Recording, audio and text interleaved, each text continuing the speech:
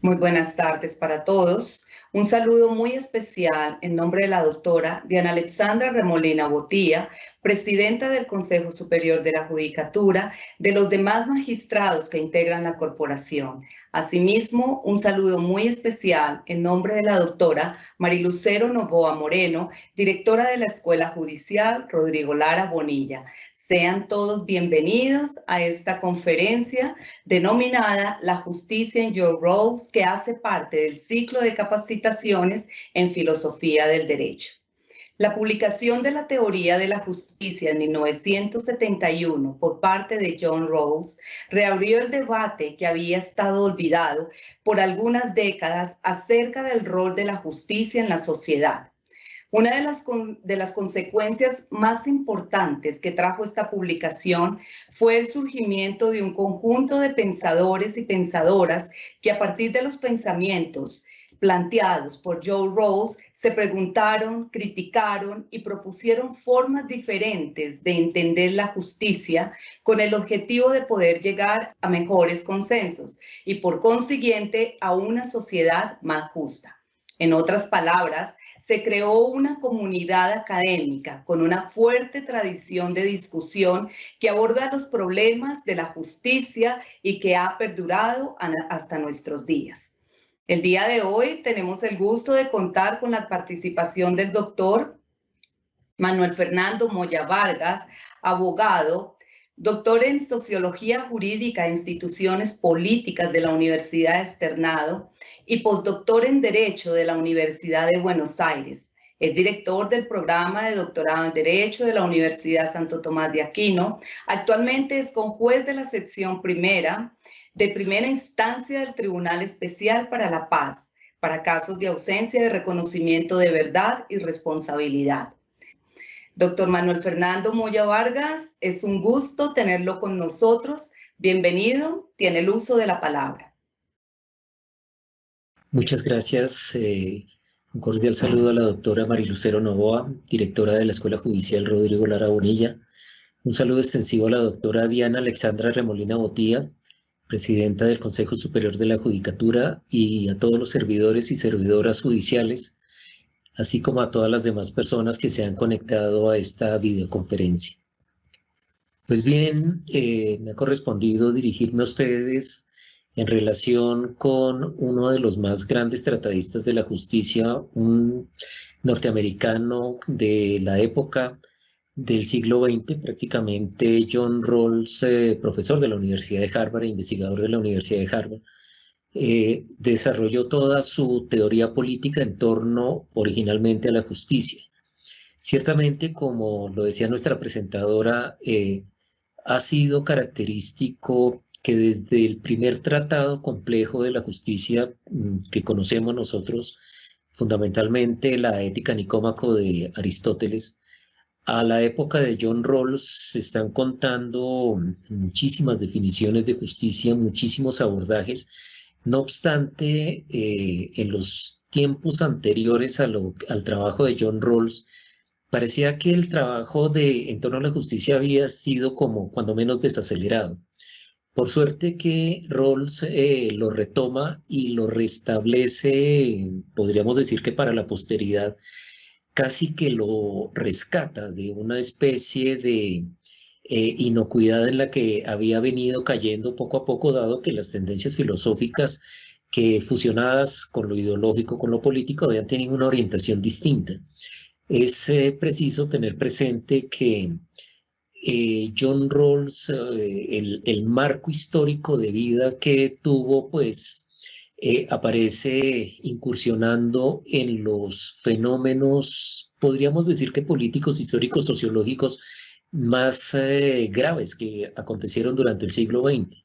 Pese a su juventud, pues John Rawls vivió la Primera Guerra Mundial y ya en su madurez experimentó plenamente los avatares y toda la trascendencia social, económica, política, psicológica incluso que tuvo la Segunda Guerra Mundial. Es decir, podríamos decir que contextualmente esas circunstancias rodearon la producción de su teoría de la justicia.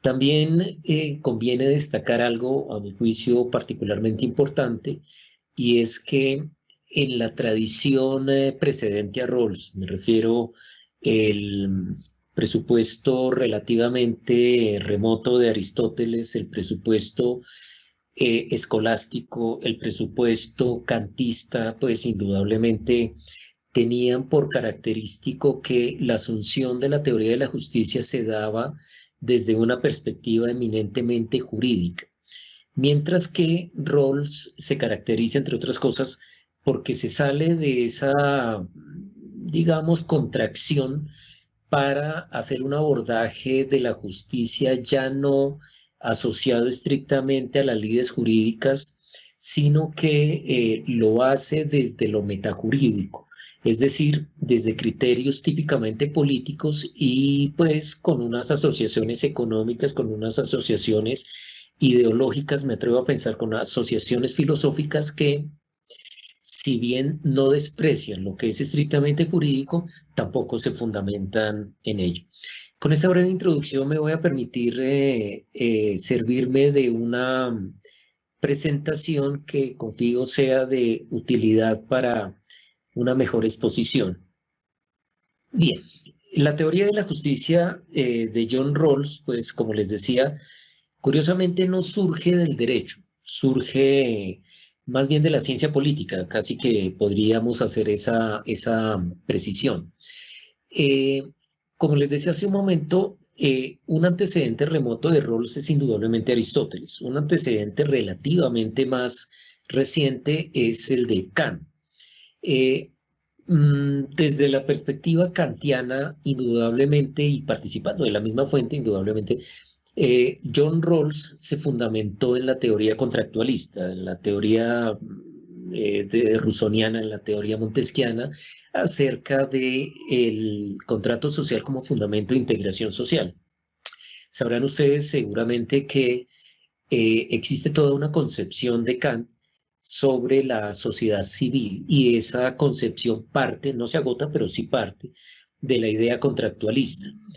Esto pues es asimismo característico de John Rawls. Ahora, cuando pensamos en la teoría contractualista, la teoría genérica del contrato social, pues ha habido como una especie de inquietud en torno a la realidad que pueda ello tener. Cualquier persona que se aproxima originalmente a las obras de Montesquieu, de Rousseau, de Locke, entre otros, pues puede pensar que es de una u otra forma ficticio, cuando menos considerar como real, como probable que un número sustancioso de personas se unen a fijar una especie de clausulado contractual, aun cuando sea un programa político, no necesariamente jurídico, aun cuando sea un programa ideológico, aun cuando sea un programa social, pues no deja de, cuando menos, sugerir alguna inquietud.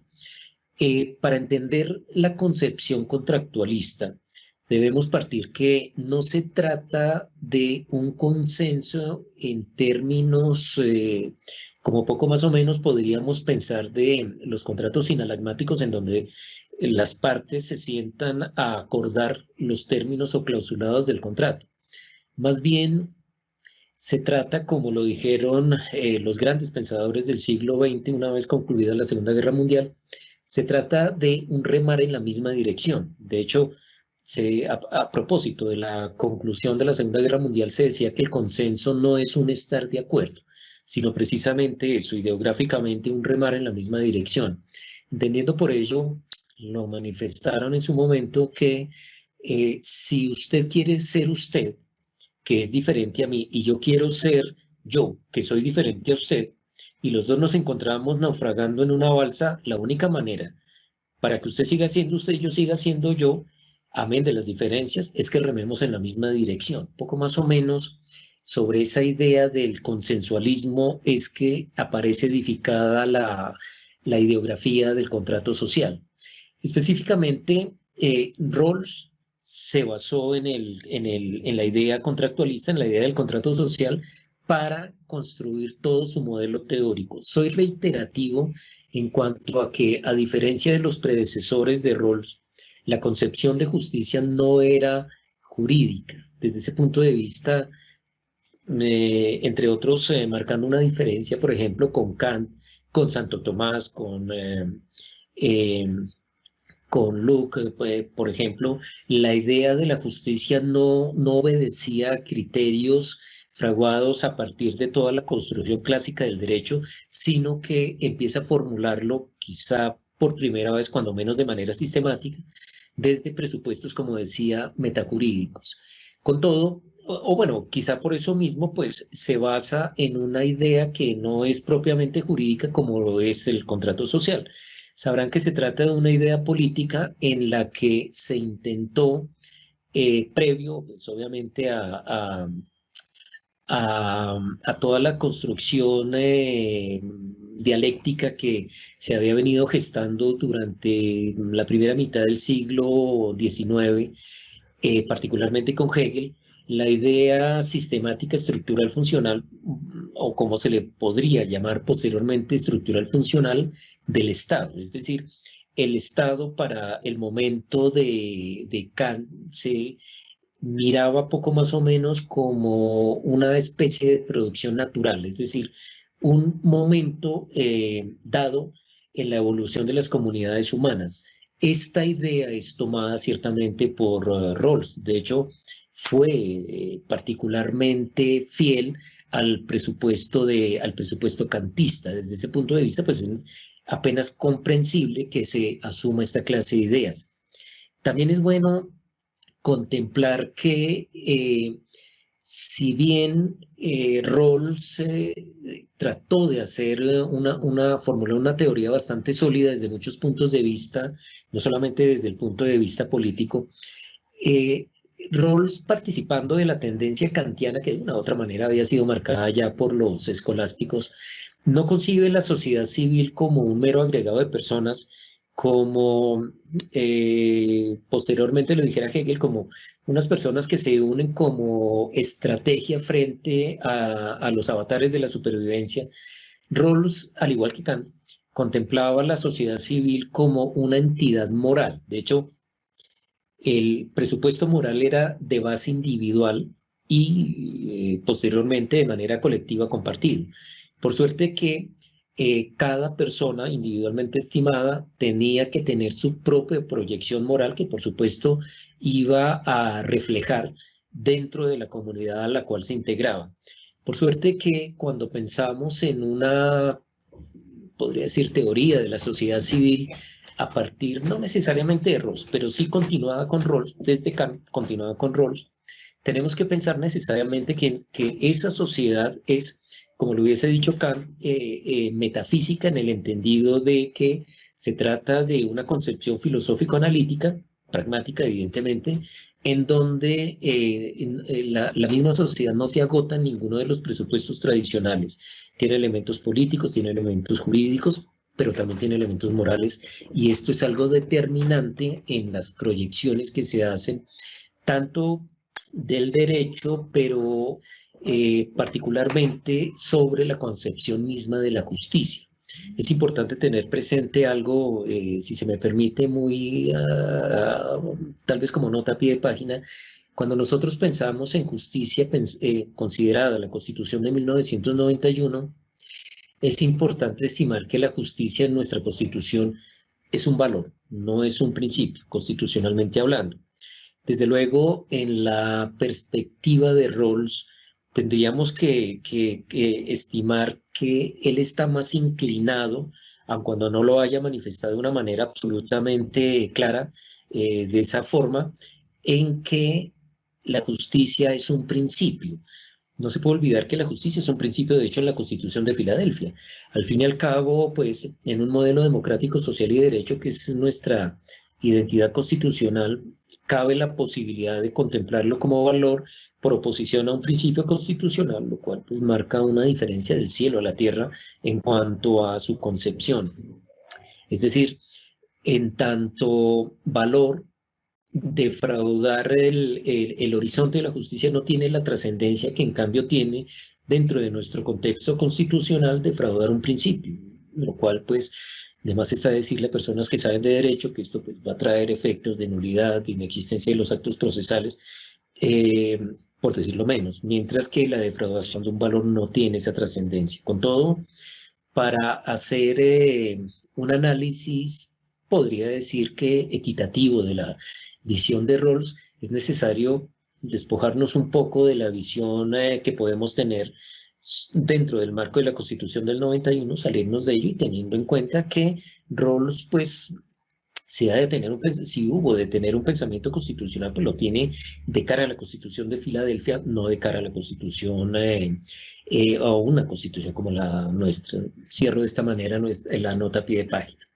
Entonces, esa concepción de la sociedad civil de Rawls y amén también de la visión contractualista no dejó de generar miramientos en torno a la practicidad que pudiese tener su concepción. De una u otra manera, pues, como les decía, la idea contractualista se presta a ello. No es que no haya una respuesta, no es que no haya una contrapartida que permita desde una visión filosófico-analítica contemplar la praxiometría que puede tener la visión contractualista, pero conviene para tener los criterios moduladores pertinentes, estimar que ese fue uno de los principales cuestionamientos que se le hizo a la teoría de Rawls, que pues obviamente le estaba cuestionando desde sus propias bases. Entonces, desde este punto de vista, Rawls estaba pensando ciertamente en una suerte de metafísica de las costumbres, para utilizar la expresión kantiana, en torno a su consideración acerca de la sociedad. Con todo, la estrategia, por así decirlo, frente a la crítica de, entre comillas, irrealidad de su visión, pues evidentemente estaba orientado hacia lo pragmático. Hablo en términos, pues, como suele ser común en estos casos de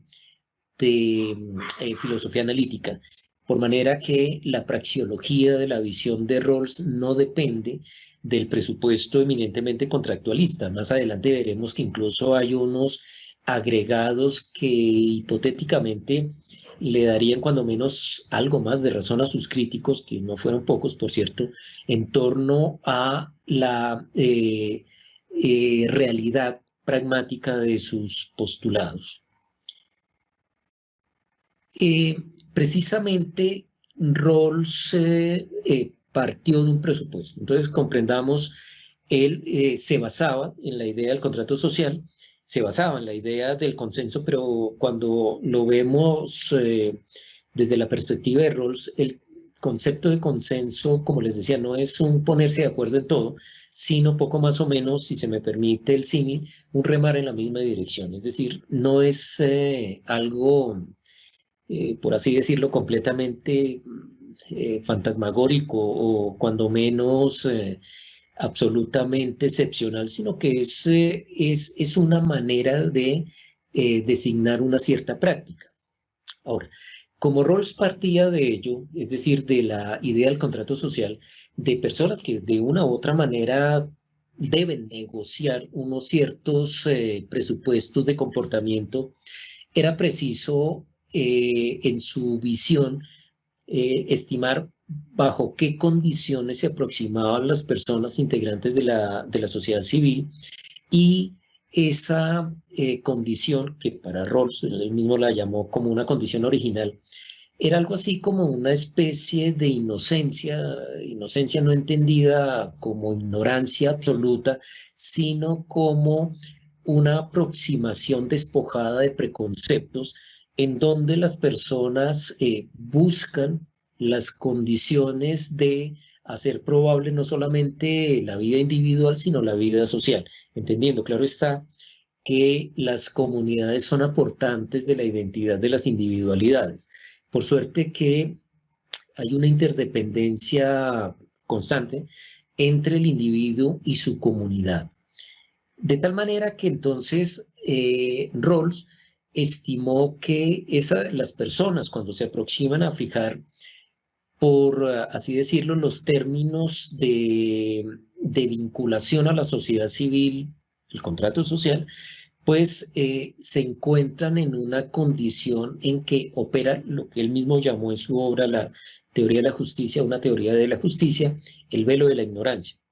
Pero, como decía, quizás la mejor traducción no sea tanto ignorancia en el entendido intelectual, sino más bien ingenuidad. Creo que sería el término más apropiado. Ingenuidad, pues, por lo menos por su prefijo, no quiere decir eh, ignorancia propiamente tal, sino poco más o menos no estar sometido a la voluntad de alguien más, ingenuos, pues, no estar sometido a la voluntad de alguien que le fuerza a establecer una suerte de servidumbre sobre su comportamiento.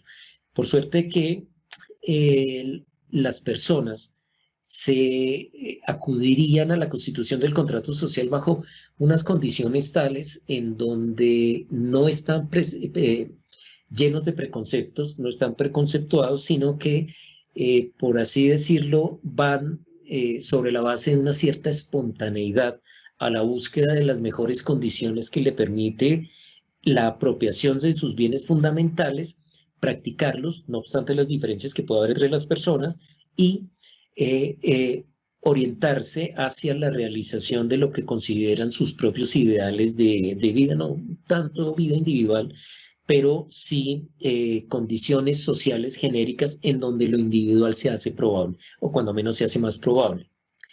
De tal manera que esa condición ex ante en donde las personas se aproximan a consolidar su contrato social, visto de la manera como lo hemos estimado, es lo que Rawls llamó velo de la ignorancia, que puede que sea un poco necia la repetición, pero preferiría decirlo, se trata más bien de un estado de ingenuidad. Ingenuidad no entendido como desconocimiento absoluto, sino ingenuidad entendida como la pretensión de alcanzar unos ciertos ideales bajo unas condiciones, si se quiere, nobles. No se puede perder de vista que la concepción de Rawls de la comunidad civil, pues indudablemente parte de la existencia de unos presupuestos morales claros. Entonces, pues, debo asimismo decir que el concepto de velo de la ignorancia, fíjense ustedes que no es fácil transmitirlo. De hecho, en la obra de Rawls se advierte en la redacción que tampoco le fue fácil construir el concepto, que en algunos casos podríamos decir que se queda en la mera enunciación y no hay un desarrollo, por lo menos dentro de lo que uno hubiese querido de una persona de la magnitud intelectual y del calibre de pensamiento de John Rawls. Pero pues precisamente se trata es de apoyarse en una suerte de abstracción, lo cual pues no puedo decir menos que es algo complejo, y esto, bueno, de una manera diría que en ocasiones precipitada, en otras desequilibrada, fue objeto de miramientos y de rechazo en un momento dado de la mismísima obra de Rawls, lo cual, reitero, no resquebraja de ninguna manera los fundamentos, ni siquiera la trascendencia inmediata que tuvieron sus postulados. Con todo, pues, fue sumado a la idea del contrato social, sí fue una fuente de críticas muchas veces fuerte.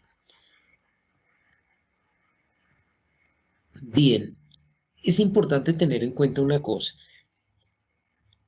Rawls, bueno, al fin y al cabo, kantiano como era, tuvo una manera de proceder.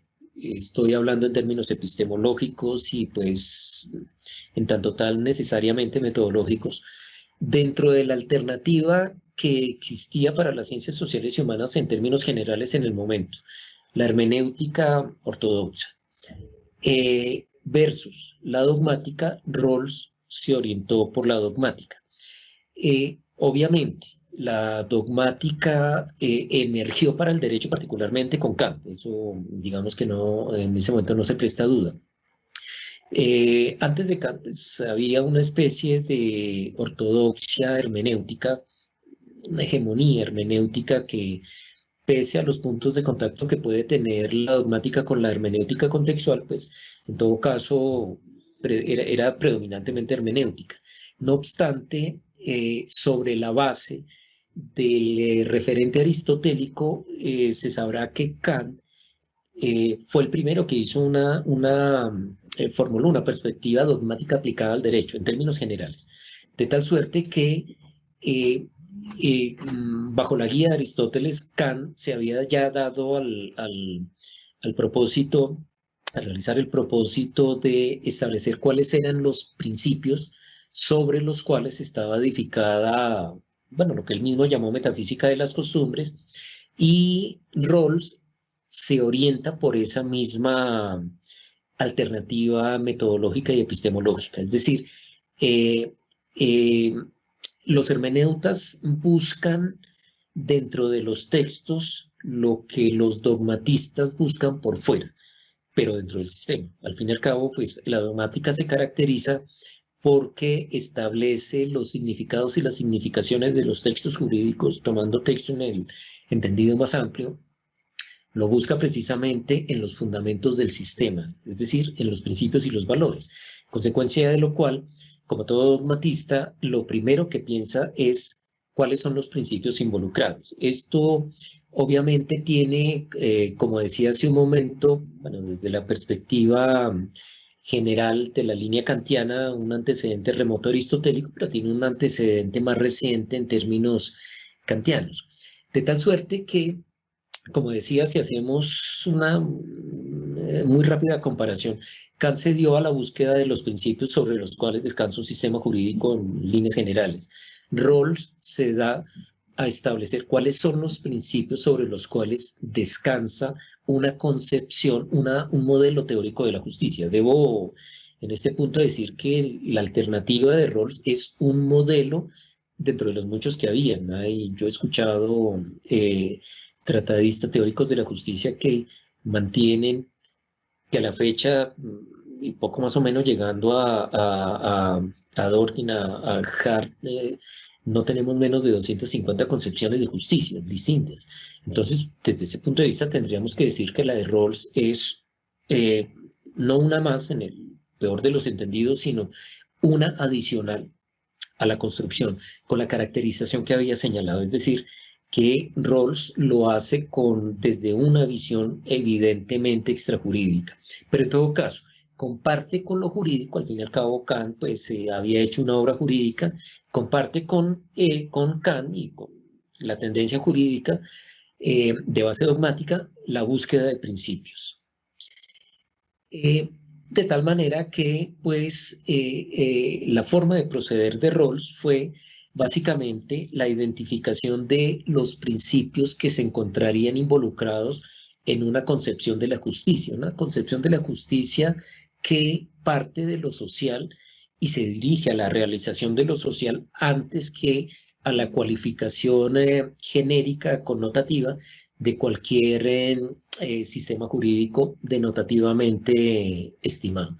Por suerte que Rawls no lo dice de una manera explícita, pero no es difícil inferirlo que hizo el mismo recorrido de Kant en la búsqueda de los principios. De hecho, el primer principio de Kant era la libertad y el primer principio de Rawls es la libertad, precisamente.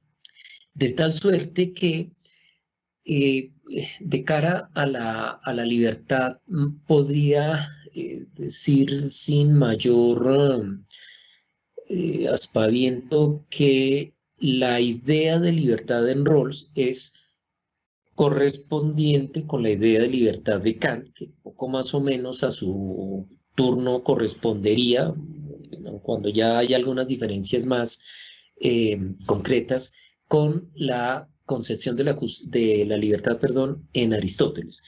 Entonces, para Rawls, libertad ciertamente no se trata de hacer lo que se venga en gana, es una condición ex ante que sobre la base de una cierta idea de derecho natural se establece en las personas por el mero hecho de nacer.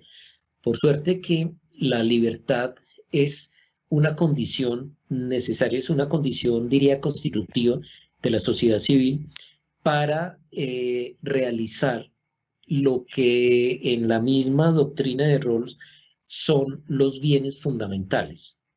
Los bienes fundamentales serían todo aquello que hace posible la vida de una persona y que, como él mismo lo manifestó, el criterio de libertad involucrado en todos y cada uno de esos bienes no tiene otro límite sino la libertad de las otras personas. Por manera que el ejercicio de la libertad, en la visión de Rawls, tiene por límite el ejercicio de la libertad que sobre sus propios bienes fundamentales tienen las demás personas. Hoy en día esa es una idea que se espigó de una manera determinante.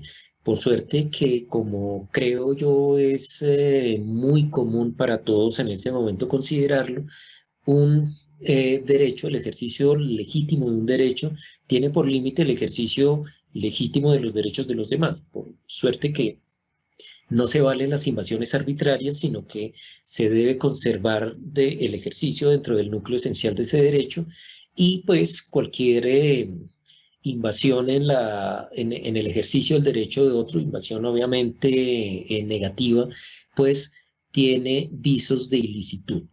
De tal manera que la concepción de la libertad en Rawls pues, es determinante. Digamos que sin libertad no hay absolutamente nada más que hacer.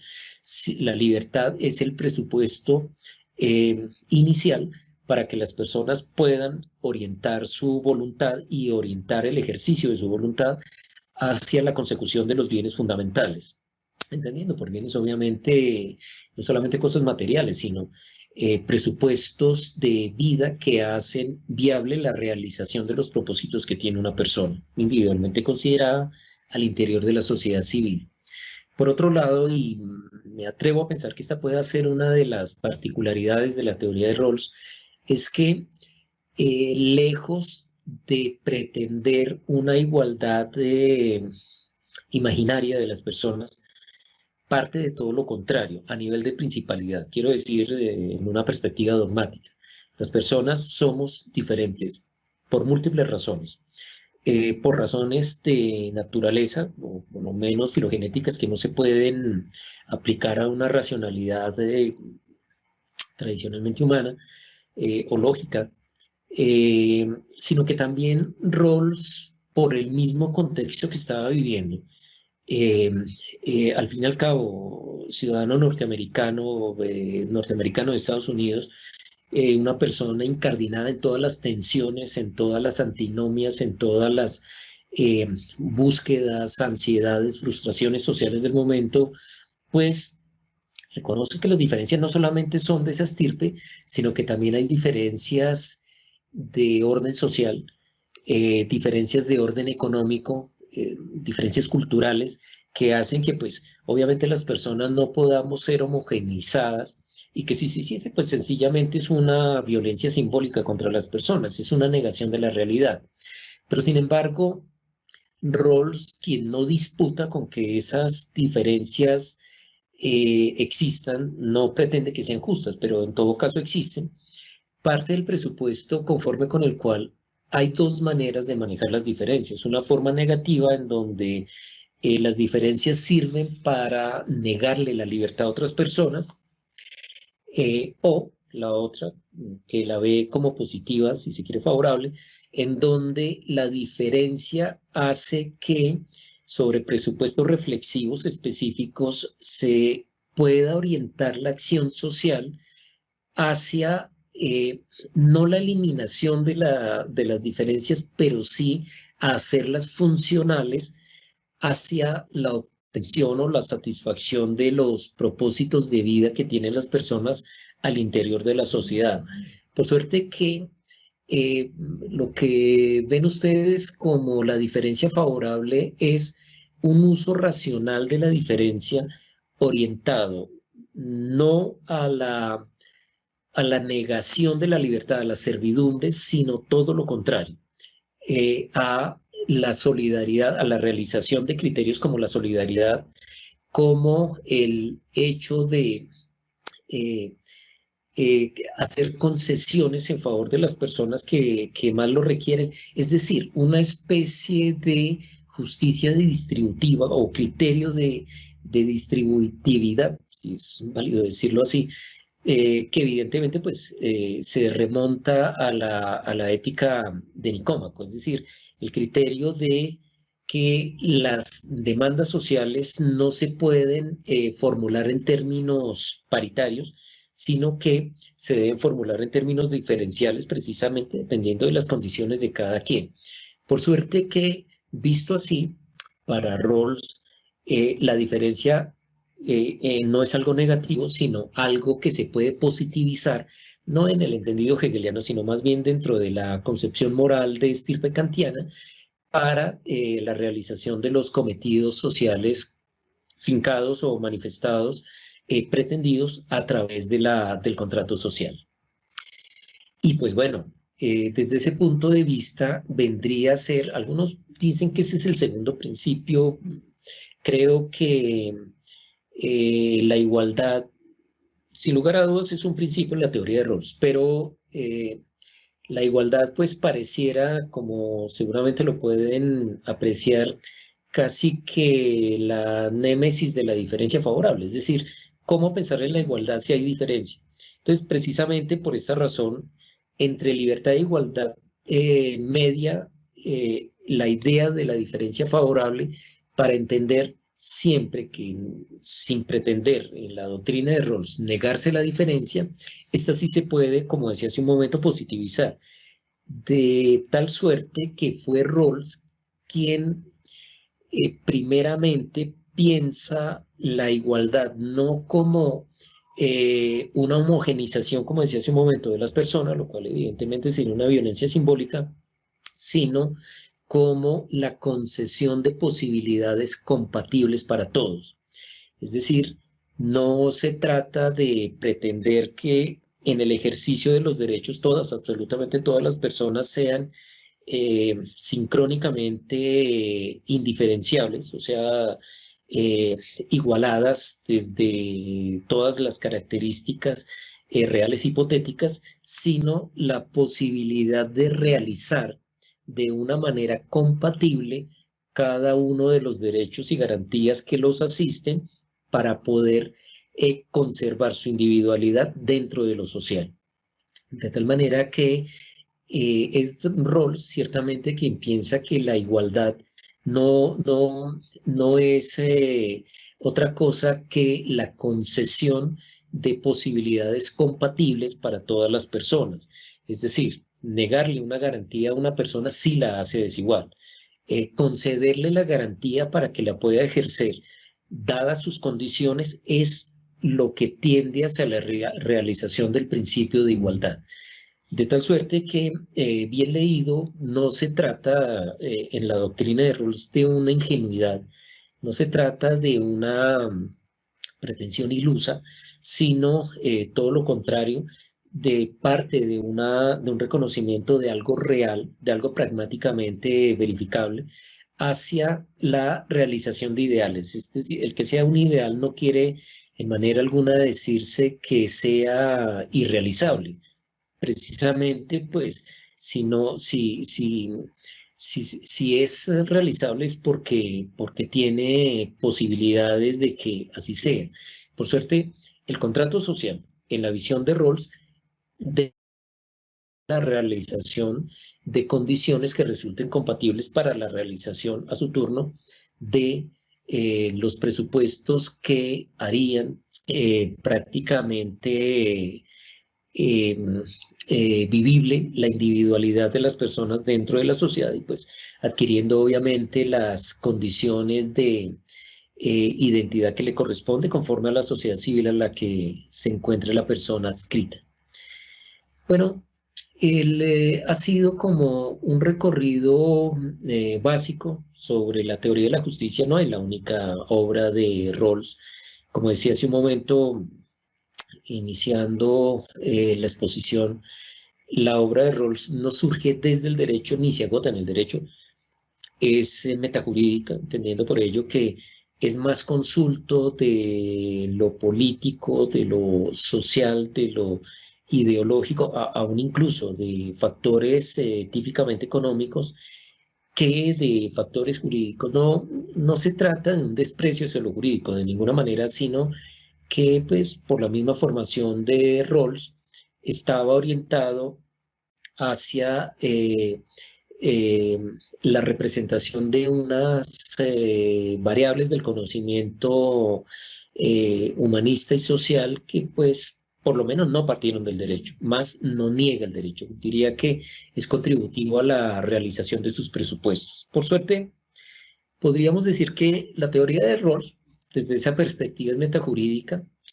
tiene más que ver con la teoría política, con la ciencia política, y que si bien no surgió del derecho, no está orientada de ninguna manera a negar los presupuestos jurídicos. Rawls, pues de una u otra manera, siguiendo la línea kantiana, distingue entre lo que es la justicia social de lo que es la justicia judicial, por manera que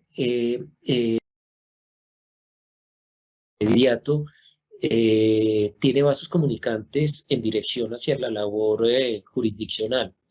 Y pues esta, en su criterio, debe estar en manos de los jueces, desde luego, pero la concepción social de la justicia, que a mi juicio pues es uno de los aportes más distinguidos de la doctrina de Rawls, es asimismo importante. Esto es algo, como decía, particularmente característico de la doctrina de Rawls, y me atrevo a pensar que de Rawls hacia acá las cosas empezaron a cambiar, puesto que eh, sobre la base de su teoría se incluye lo social en la concepción de la justicia. Seguramente las personas que tienen algún conocimiento en sociología sabrán que teorías como por ejemplo la de Pierre Bourdieu estaba orientada a concebir la justicia como un fenómeno eminentemente técnico, es decir, de abogados, en consecuencia judicial.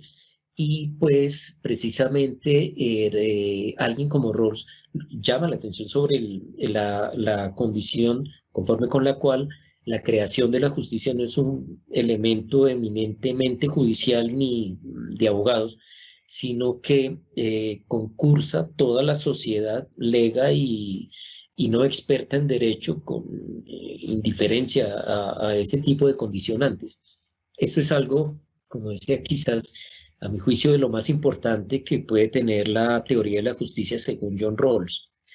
De tal manera que no se puede pensar que se trate de campos, a la manera como lo pensó Bourdieu, de campos en competencias, donde el uno excluye al otro, sino todo lo contrario. Hay unas especies de sinapsis entre lo técnico y lo lego, de tal manera que existen expectativas sociales que, bueno, pues los jueces pueden orientarse o no a satisfacer. Pero en todo caso, aun cuando pueda haber discrepancias, aun cuando puedan haber divergencias, pues existe la posibilidad de los vasos comunicantes. Y pues lo ideal, conforme o sobre la base de una concepción del tipo Rawls, pues lo ideal es que haya la suficiente compatibilidad y que lo uno promueva lo otro. Es decir, que no se trata de dos visiones absolutamente paralelas de la justicia, sino que las dos deben orientarse hacia una cierta interdependencia, por supuesto, demanda presupuestos de proporcionalidad. Asimismo, se ha manifestado, como les decía hace unos instantes, que la doctrina de Rawls adolezca de irrealidad, que sea desde ese punto de vista, pues pragmáticamente poco probable, pero sin embargo, como decía, hay respuesta, algunas provenientes de Rawls, otras no, pero hay respuesta desde la doctrina de Rawls que, como decía, atienden a las inquietudes de la manera más respetuosa sin que violente de una u otra manera los presupuestos sobre los cuales las personas lo han cuestionado. De tal manera que no hay una especie de ruina de la doctrina de Rawls sobre la base de una negación pragmática, sino que, por el contrario, Rawls mismo reconoció que está montada sobre unos presupuestos que en abstracto están orientados a hacer realizaciones concretas que podríamos definir desde el punto de vista de la filosofía analítica como realizables pragmáticamente hablando. De esa manera, pues, concluyo la intervención y me permito dar paso a las inquietudes que puedan los participantes tener. Muchísimas gracias, doctor. Y vamos al fragmento de preguntas. Primera, ¿es aplicable en la sociedad iberoamericana el modelo de Rawls, considerando que fue creado para la sociedad norteamericana? Muchas gracias, doctora Mónica. Bueno, la doctrina de Rawls surgió en Norteamérica. Por supuesto, Rawls era un ser humano normal y desde ese punto de vista su ideario, su contexto, hermenéuticamente hablando, atendía a unas condiciones específicas que pues estaban dadas en la sociedad norteamericana. Con todo, Rawls nunca pretendió, por así decirlo, resolver los problemas de Estados Unidos sobre la base de su teoría. Quiso ir más allá, quiso remontar y trasladó el discurso político hacia el discurso de la justicia. Eso, de hecho, es una virtud. Desde ese punto de vista, es difícil pretender que esté agotado en la sociedad de Estados Unidos. Ahora, tampoco podemos negar una cosa, y es que la sociedad norteamericana en general, por lo menos en comparación con la suramericana, pues es teóricamente estructural funcional, mientras que la suramericana es conflictual. Desde ese punto de vista, si bien hay diferencias, no podemos de ninguna manera desconocer que las posibilidades de practicidad que tiene una sociedad conflictual como la iberoamericana en general, pues implica ciertamente una serie de, cuando menos, advertencias. Por ejemplo, en términos generales, la justicia en Iberoamérica es un valor, no es un principio. En Norteamérica sí es un principio y así lo concibió Rawls. Por suerte, me temo que en términos prácticos es preciso tener en claro esas discrepancias que puedan haber a nivel social, más nada impide verificar la doctrina de Rawls en una sociedad como la iberoamericana. Siguiente pregunta, doctor. ¿Cuál fue la postura de Rawls frente a la administración de justicia? Bueno, Rawls, como tuvo ocasión de decirlo, distinguía entre lo que es la justicia judicial de la que no lo es. Podríamos decir que la otra es la justicia social. La postura de Rawls es que la justicia es predominantemente social. De cara a ello, los jueces tienen una de dos posibilidades: abrir canales comunicantes entre la sociedad y el universo judicial o clausurarlos. No obstante, si pensamos en los términos de la teoría general del proceso, cosa que debo advertir, no lo dijo Rawls, los enfoques procesales tipo inquisitorial y acusatorio adversativo, cada uno tiene unas ciertas características. El acusatorio adversativo tiene vasos comunicantes específicos con la sociedad a través, por ejemplo, del jurado de conciencia, de la concepción del fiscal como abogado de la sociedad. Más el inquisitorial no tiene esa clase de instrumentos.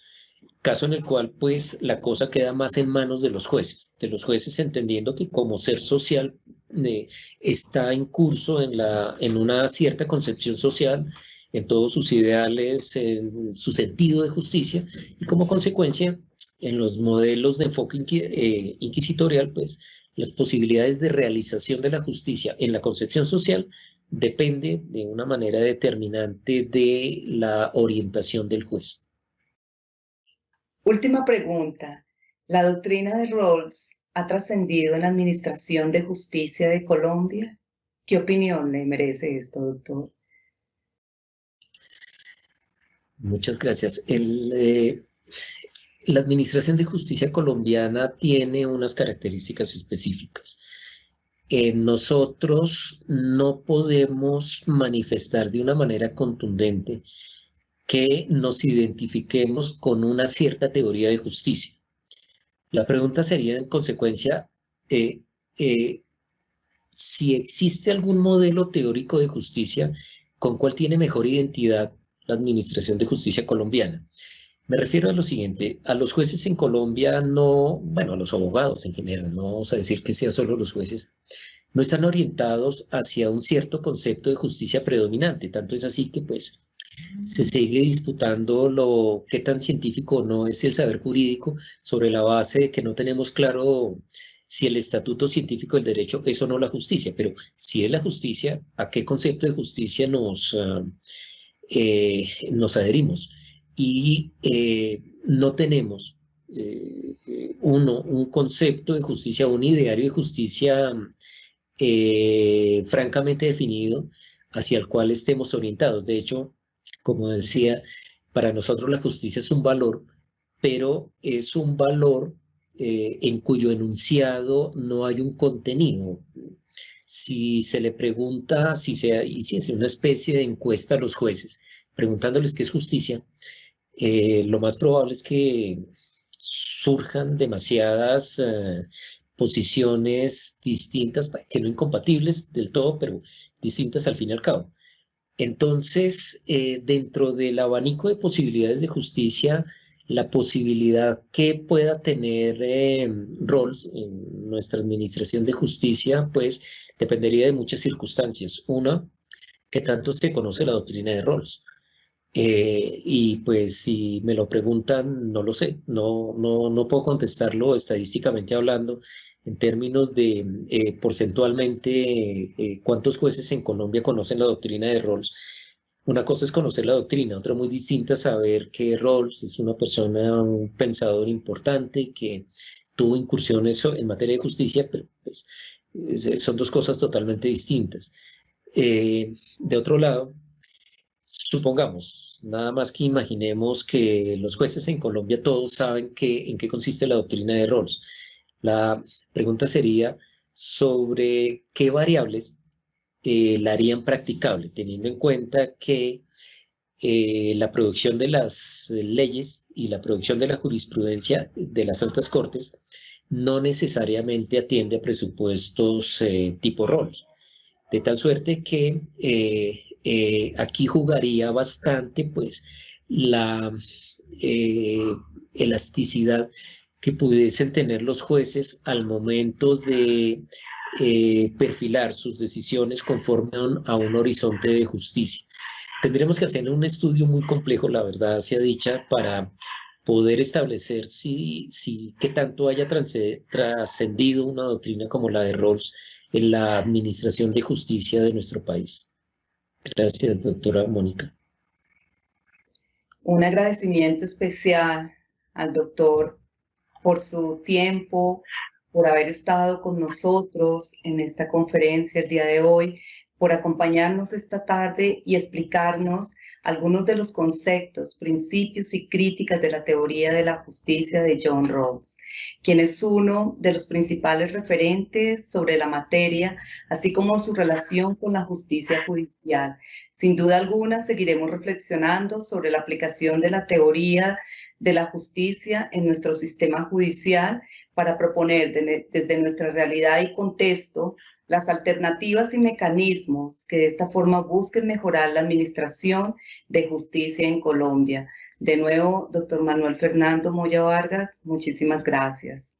Asimismo, gracias a los servidores y servidoras judiciales y a todas las personas que actúan en el sector justicia que se conectaron a esta conferencia virtual. Muchísimas gracias y un feliz resto de día.